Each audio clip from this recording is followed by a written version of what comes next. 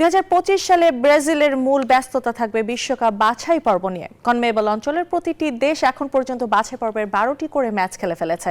সেখানে 5 জয় 4 হার এবং 3 ড্র নিয়ে 5 নম্বর অবস্থান করছে 5 বারের বিশ্ব চ্যাম্পিয়নরা।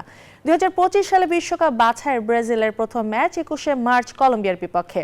একই মাসে 26 তারিখ চিরপ্রতিদ্বন্দ্বী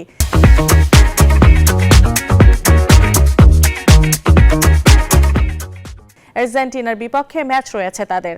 জুন উইন্ডোতে ইকুয়েডর এবং প্যারাগুয়ের বিপক্ষে দুটি প্রস্তুতি ম্যাচ আছে ব্রাজিলের। ইকুয়েডরের বিপক্ষে ম্যাচটি অনুষ্ঠিত হবে 5 জুন আর প্যারাগুয়ের বিপক্ষে সেলেসাউদের ম্যাচ 10 জুন। বিশ্বকাপ বাছাই নিজেদের শেষ 2 ম্যাচ 10 ও 15 সেপ্টেম্বর। প্রথম ম্যাচটিতে চিলির বিপক্ষে খেলবে ব্রাজিল।